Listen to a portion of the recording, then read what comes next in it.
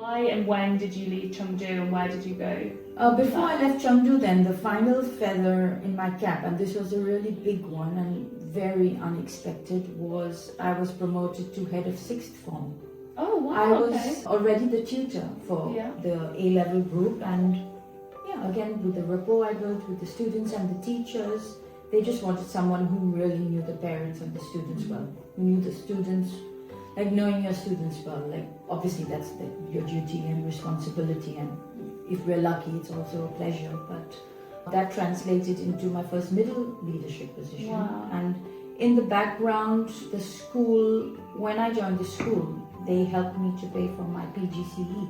Nice. So this was all going on in the background, so I was studying part-time, working full-time, and they helped me to do it through the University of Nottingham, which was a very nice little bonus. And right after that, this headmaster in question, he retired. I tried the new school with the new management for another year. It wasn't my cup of tea. I didn't feel like it was the same place anymore, the right place for me. So I took my first ever life sabbatical. Well, it just shows, I think, the importance of the right fit.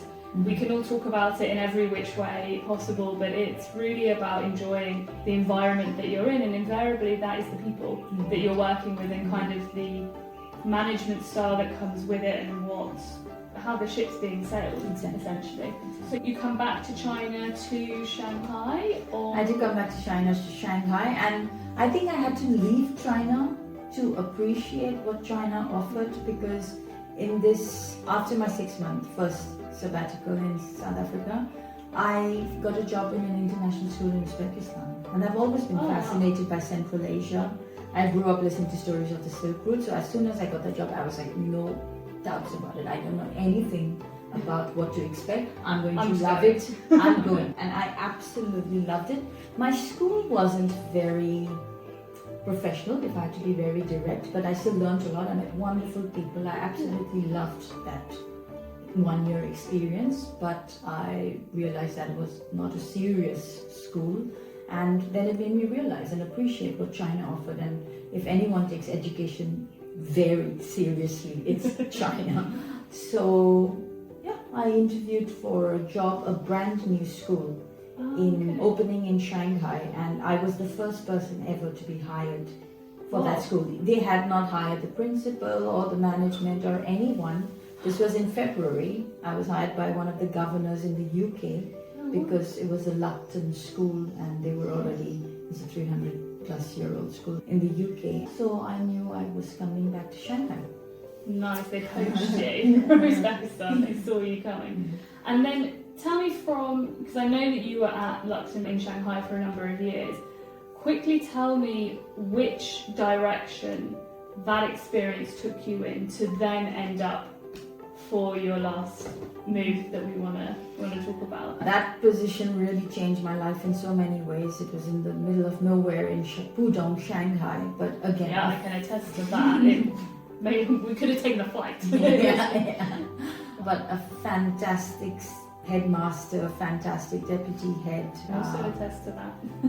A lovely set of colleagues, and I started there. It's funny. The reverse of what happened in Chengdu happened to me. I was hired to teach economics. Okay. And before I got there, I was in this camp in Kyrgyzstan the summer before starting.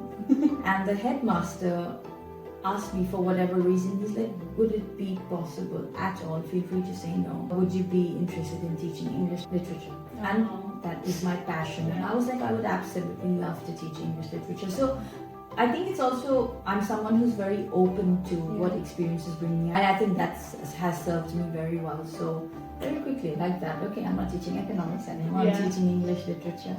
And I was in that school for 4 years. And I went from teacher to assistant head. It was a new school, and I think the management, who were Chinese, they didn't quite understand what an assistant head teaching and learning was. So that was also a position that was created for me. And I'm very glad for the support I had with the deputy head and headmaster at the time, who helped them understand that it was a necessary position and help everyone involved. And yes, from teacher to assistant head to then deputy head academic at that Wow. school. So it was, very progressive 4 years for me. Yeah. That's the definition of growth. Yeah, in yeah, 4 yeah, years. yeah. I stayed on, even though I left Shanghai after 4 years. The reason for having left, and we saw COVID through that school and whatnot, is I was invited to, I knew that Lucton was opening a new school in China. They were opening it in Chongqing, and it was like different investors and a different team, but still people we knew and we'd worked with over the years, and a lovely set of people. But it was a Lucton Chongqing thing. It wasn't so much a Lucton Shanghai thing. So we were just minding our own business, and I was invited to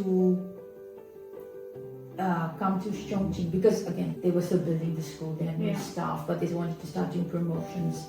And I was asked if I was free this weekend to come to talk about data and assessments to parents.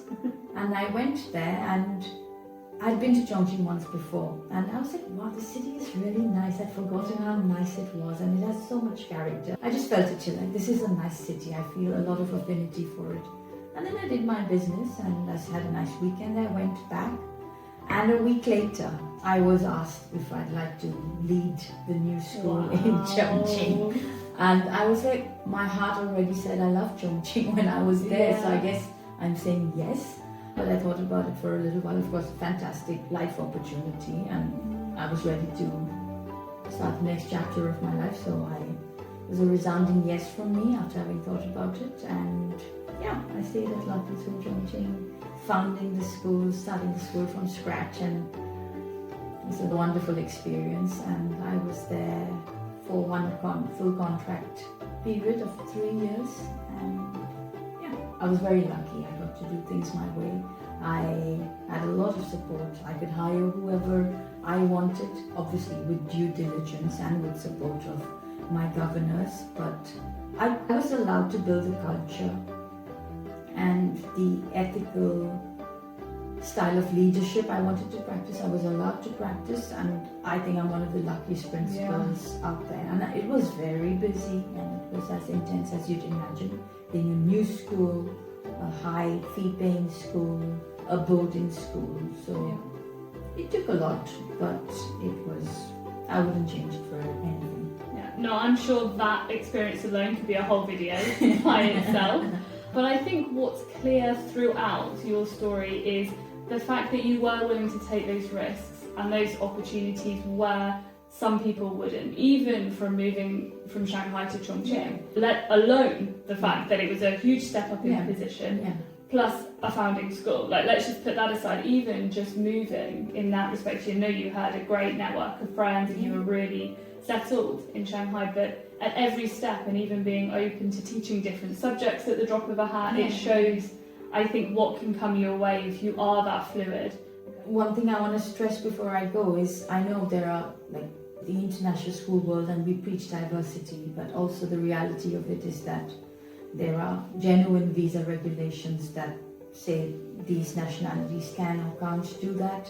There are so many people outside of the traditional English-speaking countries who are very much part of international schools and are fantastic teachers. And I want to say to them, and I've met many who are disheartened and who feel like they're not good enough because they're constantly being looked over for jobs that they're very capable of doing. But I would just say, I am your living, breathing testament of that. I have an Indian passport, guys. Sometimes I'm like, did I do all of this with my Indian passport? But I did, and I didn't know any special people or have any other advantages apart from being in the right time at the right place. So I suppose, if it worked for me, it can work for you. What are you up to now, apart from being in France?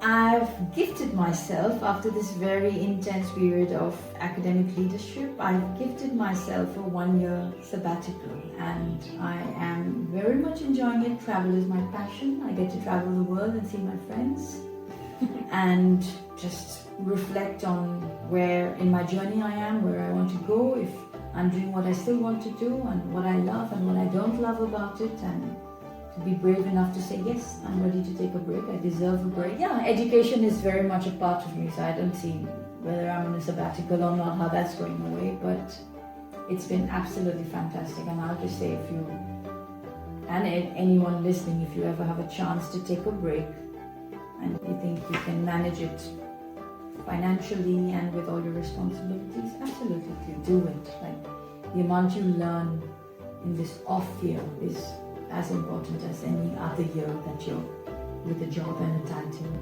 Yeah, it's just different things that you're learning, and about yourself as well, and kind of the direction you want to go in. And I think that's, I do get that from teachers a lot, that say to me, I still have a passion for education or parts of it, or it's the students, or it's the curriculum development, but I just know that, whatever I'm doing right now is not a fit for me long term, or like you said, you just need a break or something like that. So we will be following your journey very closely and seeing where you go next, because it is living proof that you can have a fantastic teaching and leadership journey. Thank you so much for being on our Teach It Tea and Chat.